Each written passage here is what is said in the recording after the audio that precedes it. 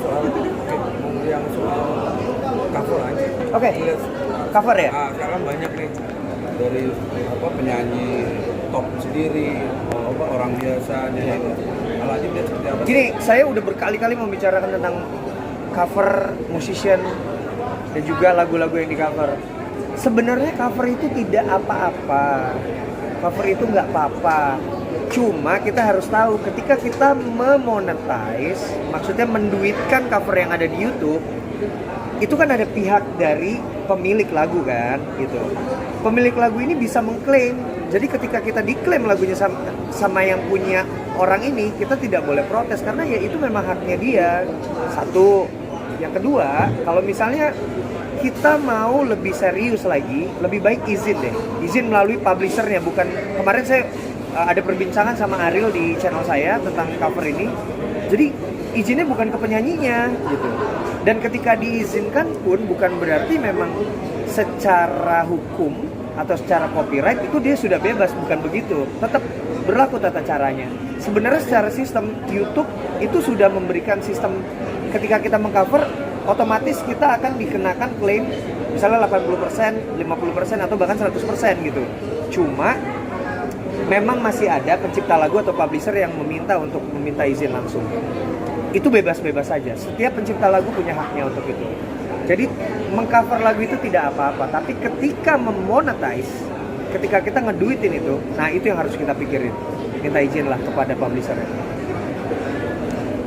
Karena ada beberapa yang lagu yang lama, Oke. Kayak mungkin penyanyi gitu ya udah terus mungkin kayak labelnya ya udah tutup atau apa, Ya. tidak terdaftar kayak gitu gimana akhirnya? Ya kalau misalnya memang tidak terdaftar ya udah. Aman ya? Ya aman sih. Gitu. Cuma kalau misalnya memang orang pencipta lagu udah meninggal pasti kan ada pewaris ya.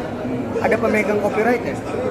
Keluarganya atau bahkan ya publishernya gitu. Jadi memang itu yang harus kita pahami sih sekarang dan saya salah satu musisi yang memang sangat kencang menyuarakan tentang hak dan copyright musisi ya, karena seperti sekarang keadaannya ketika kita tidak bisa mendapatkan uang dari panggung, salah satunya adalah royalti, performing rights dan lain-lain. Itu kan sebenarnya adalah sebuah aset tidak hidup ya, bukan aset tidak hidup, maksudnya aset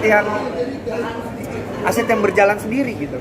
Harusnya seperti itu. Jadi ya untuk urusan cover, copyright dan lain-lain kita harus lebih memahami itu. Saya senang sih dengan adanya gejolak-gejolak, artinya kita belajar bareng. Itu ada artis Indonesia, Ya. mungkin penyanyi Indonesia atau penyanyi daerah lah atau mungkin, tapi dia mengcover lagu kayak Korea gitu. Oke. Gitu.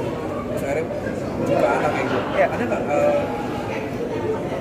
Dari musisi Koreanya. Iya, kayak- Gini, sistem di luar negeri itu sudah lebih mapan ya. Jadi mereka memang udah dari publishernya gini deh. Coba teman-teman cover lagu misalnya Oasis. Atau nggak usah cover deh. Kita ngomong terus kita pakai back sound lagunya Oasis atau lagu musisi luar. Itu otomatis sebelum dipublish, biasanya kan kita private dulu nih. Itu pasti udah dapat claim.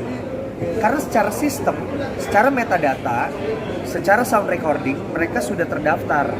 Nah, hal itulah yang harus disosialisasikan kepada musisi bahwa sistem tuh udah bisa mendetek itu. Jadi tanpa kita perlu izin langsung sebenarnya udah bisa.